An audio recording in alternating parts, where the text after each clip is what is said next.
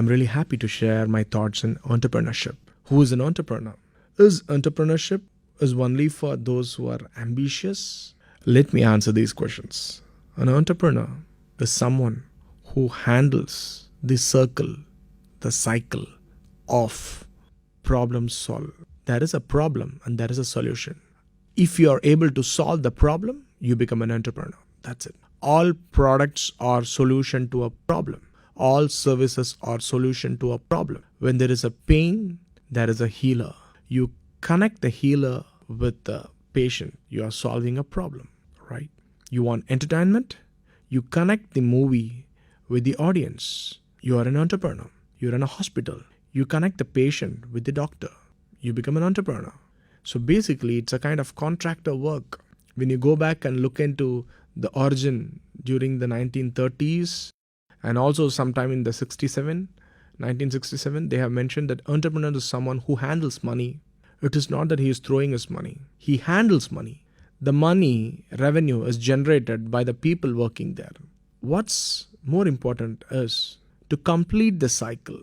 Any enterprise has got a purpose, and your job is to make sure that every dimension of the circle is thoroughly functioning to the best of its level. Greatest misconception people have about entrepreneurship is someone who is very good in cooking, can he start a hotel? Someone who is very good in singing, can he start a recording theater? Someone who is very good in probably farming, can he become an entrepreneur? Someone who is very good in programming, can he become an owner of a software company? A technician is absolutely different from an entrepreneur. Entrepreneur is someone who is able to connect the front and the back end of a problem-solving cycle. There is a problem, there is a solution. He is connected to the problem, he is connected to the solution. You should have technicians who are better than you, and you should have challenges which is challenging the technician. And when you have both these things, you become a complete entrepreneur. Let me tell you, in IBM, Louis Grissner was appointed as a CEO. One of the greatest turnaround of the world happened when he became the CEO. Was he from IT background? No. Was he well versed in softwares or hardwares or mainframes? No. All you require is common sense and few sets of attitude, knowledge and skill. You need not be a technical expert. A lot of time technical experts feel that I'm technically very strong. That is just one part of the total chain, a circle. If you are able to give a good program, who's going to sell the software? You can create a software. Who's going to use it? Who's going to customize? Who is going to make sure that is going to solve the problem of the client?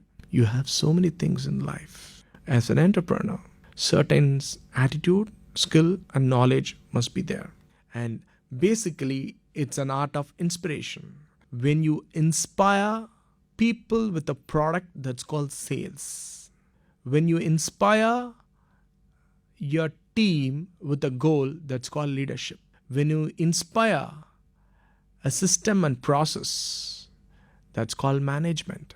You should have all these things to become a complete entrepreneur. You should be able to inspire.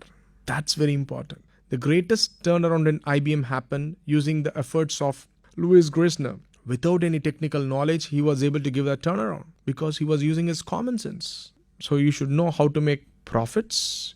You should know how to make people. You should know how to have a process. And if you are strong in profit, people and process, you become a complete entrepreneur. Looking back at the common sense impact in entrepreneurship, a lot of big consulting firms went there and analyzed how can we convert the British Airways into a profit-making organization. They were doing a lot of combination, permutation in terms of the route, a lot of things they were working on.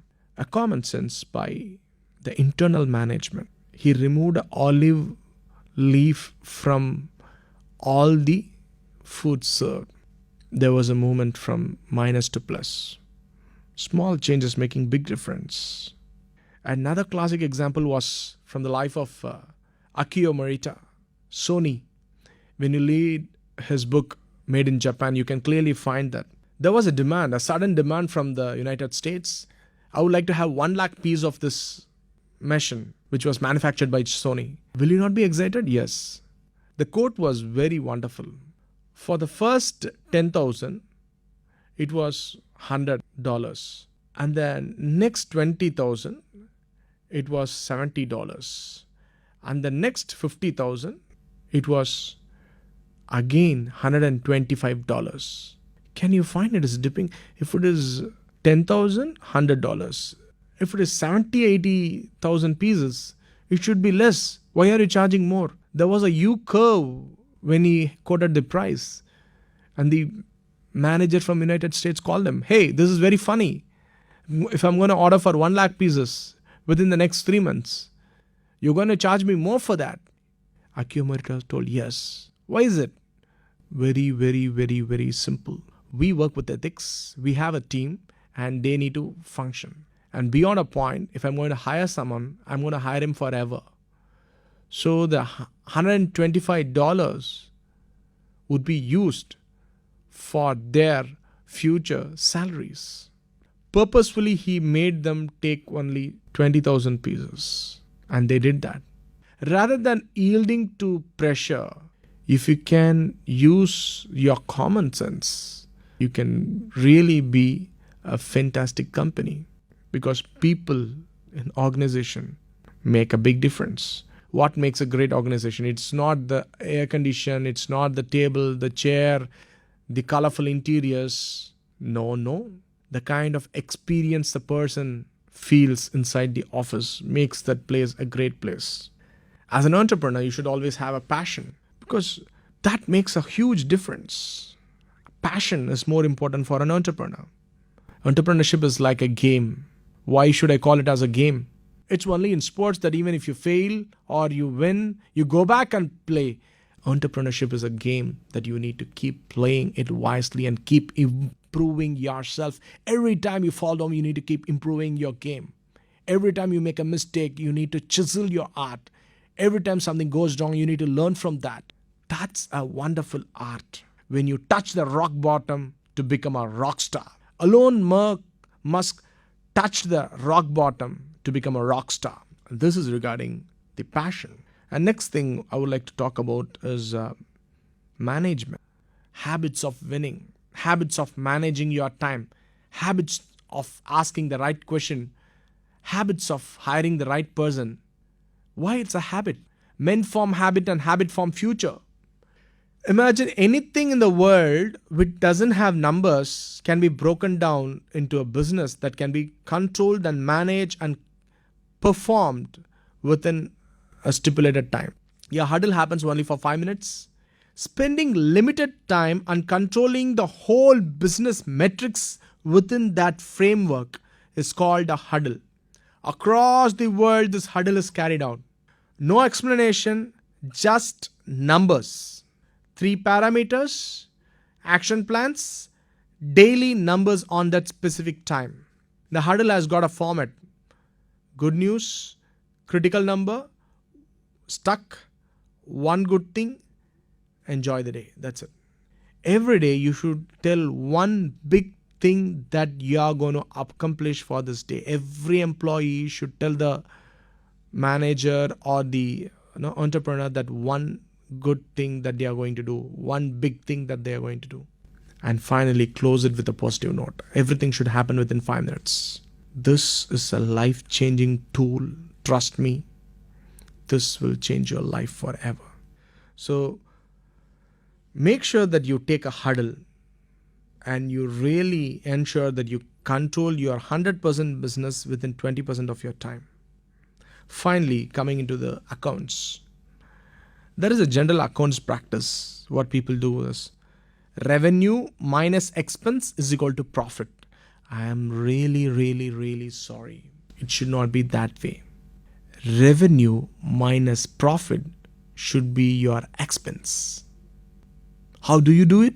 Anytime you get your revenue, make sure that you strip off a specific percentage of that and transfer that from your current account to another bank savings account where you don't have internet access. Out of sight is out of mind.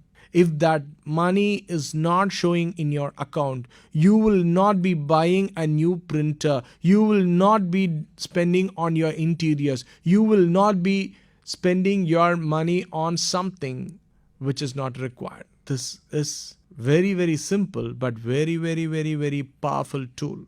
Most of the organizations we transform using this simple funda.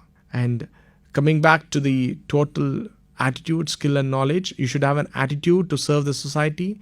You should develop the skills of inspiring people, and you should have a knowledge about the market and your product.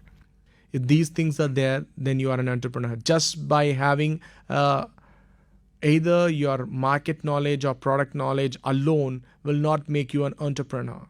You should have the right intention of contributing and making a positive difference to this planet.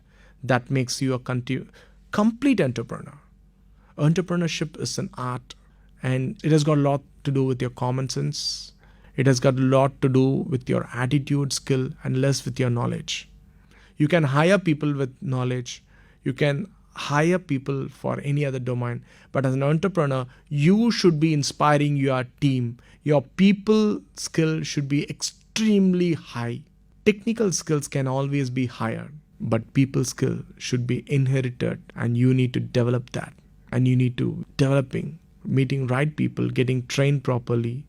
And daily there has to be a positive drive meeting with all your heads. Tell them that they are fantastic, they are wonderful, and you should know how to build a team. If you know to build a team, you know to build a business. If you have built a team, then daily you will not go and do business.